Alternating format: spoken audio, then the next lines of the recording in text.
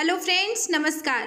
आज की कहानी है जब सुलोचना मेघनाद का कटा सर लेने श्री राम सेना दल में जा पहुंची। रावण के महापराक्रमी पुत्र इंद्रजीत यानी मेघनाद का वध करने की प्रतिज्ञा लेकर लक्ष्मण जिस समय युद्ध भूमि में जाने के लिए प्रस्तुत हुए, तब राम उनसे कहते हैं, लक्ष्मण, रण में जाकर तुम अपनी वीरता और रण कौशल से रावण पुत्र मेघनाद का वध कर दोगे, इसमें मुझे कोई संदेह नहीं है।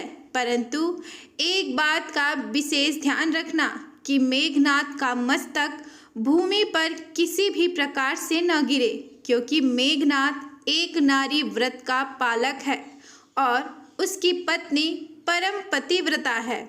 ऐसी साध्वी के पति का मस्तक अगर पृथ्वी पर गिर पड़ा तो हमारी सारी सेना का ध्वंस हो जाएगा और हमें युद्ध में विजय की आशा त्याग देनी पड़ेगी।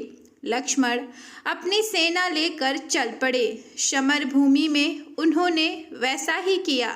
युद्ध में अपने बाणों से उन्होंने मेघनाद का मस्तक उतार लिया, पर उसे पृथ्वी पर नहीं गिरने दिया। हनुमान उस मस्तक को रघुनंदन के पास ले आए। कटी भुजा द्वारा सुलोचना को प्रमाण। मेघनाद की दाहिनी भुजा आकाश में उड़ती हुई उसकी पत्नी सुलोचना के पास जा गिरी। सुलोचना चकित हो गई। सुलोचना वासुकी नाग की पुत्री और लंका के राजा रावण के पुत्र मेघनाद की पत्नी थी। दूसरे ही क्षण अत्यंत दुख से कातर होकर विलाप करने लगी, पर उसने भुजा को स्पर्श नहीं किया। उसने सोचा, संभव है यह भुजा किसी अन्य व्यक्ति की हो।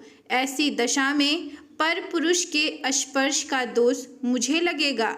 निर्णय करने के लिए उसने भुजा से कहा, यदि तू मेरे स्वामी की भुजा है तो मेरे पतिव्रत की शक्ति से युद्ध का सारा वृतांत लिख दे। भुजा में दासी ने लेखनी पकड़ा दी। लेखनी ने लिख दिया, प्राण प्रिय, यह भुजा मेरी ही है। युद्ध भूमि में श्री राम के भाई लक्ष्मण से मेरा युद्ध हुआ।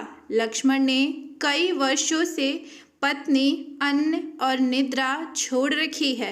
वे तेजस्वी तथा समस्त दैवी गुणों से संपन्न हैं।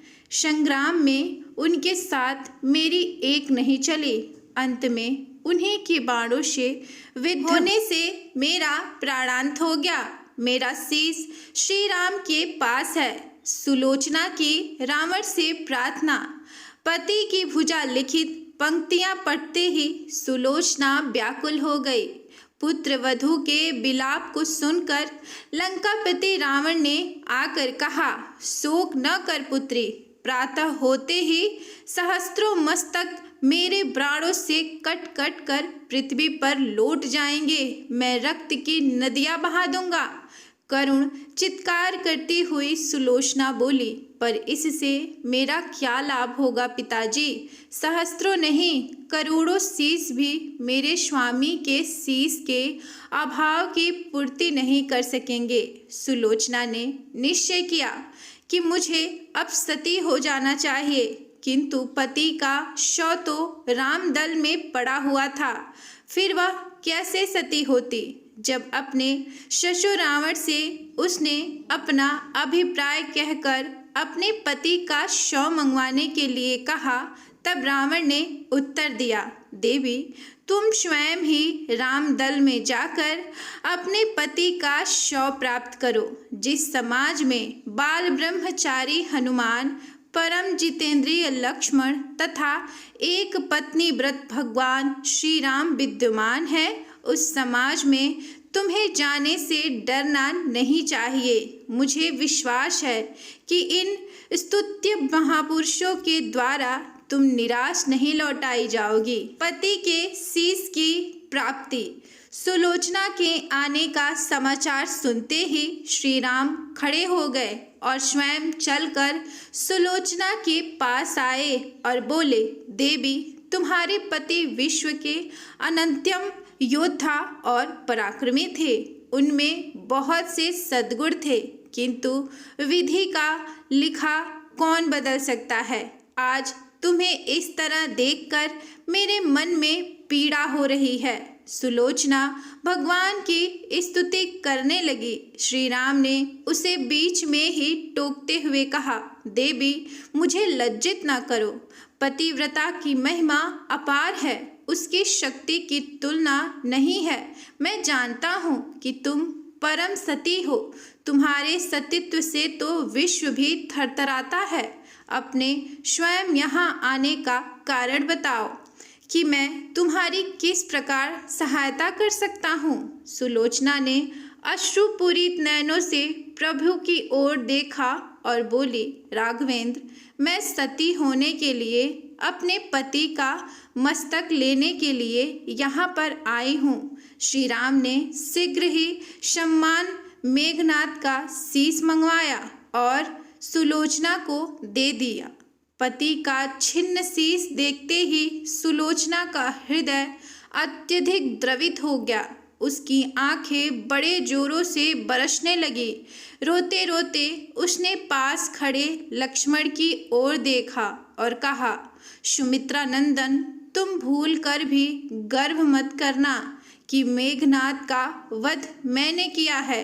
मेघनाद को धराशायी करने की शक्ति विश्व में किसी के पास नहीं थी।